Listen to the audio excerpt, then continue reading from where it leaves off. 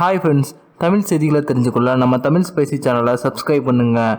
தமிழகத்தில் நாடாளுமன்ற தேர்தல் மற்றும் இடைத்தேர்தல் இவை இரண்டுமே பார்த்திங்க அப்படின்னா ஒரே கட்டமாக வருகின்ற ஏப்ரல் 18ஆம் தேதி நடக்க இருக்குது. இதற்காக தமிழகத்தில் உள்ள அதிமுக மற்றும் திமுக இந்த இரண்டு கட்சிகளையும் உள்ள கூட்டணி கட்சிகள் எந்தெந்த தொகுதிகளில் எந்தெந்த வேட்பாளர்கள் போட்டிடுறாங்க அப்படிங்கிற முதல் கட்டமாக தங்களோட வேட்பாளர்களை அறிமுகப்படுத்தியிருக்காங்க. இதில் பார்த்திங்க அப்படின்னா அதிமுக முதல் கட்டமாக 20 நாடாளுமன்ற தொகுதிகளுக்கான வேட்பாளர் அறிமுகப்படுத்துகிறாங்க.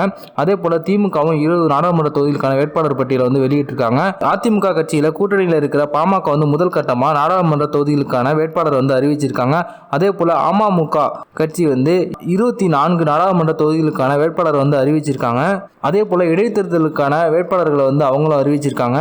இதுல நீலகிரி தொகுதியில பாத்தீங்க அப்படின்னா நாடாளுமன்ற தேர்தலுக்கான வேட்பாளர்கள் பாத்தீங்க அப்படின்னா இதுல நாடாளுமன்ற தேர்தலுக்காக நீலகிரி தொகுதியில பாத்தீங்க அப்படின்னா அம்மா மக்கள் முன்னேற்ற கழகம் சார்பாக ஓய்வு பெற்ற IAS அதிகாரியான M ராமசாமி நிப்பாட்டியிருக்காங்க.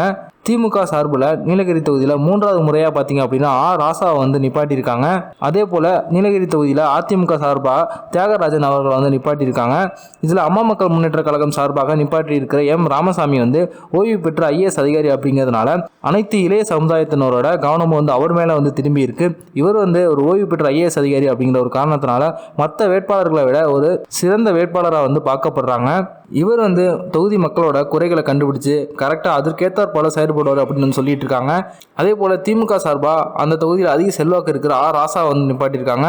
அதே போல தியாகராஜனும் அந்த பகுதியில் அதிக செல்வாக்கூடிய ஒருவர் தான். இதனால நீலகிரி தொகுதியில் மற்ற தொகுதிகளை விட அதிகமான போட்டி நிலவும் அப்படின்னு எதிர்பார்க்கப்படுகிறது. இந்த வீடியோ உங்களுக்கு பிடிச்சிருந்துச்சுன்னா லைக் பண்ணுங்க, ஷேர் பண்ணுங்க. நன்றி.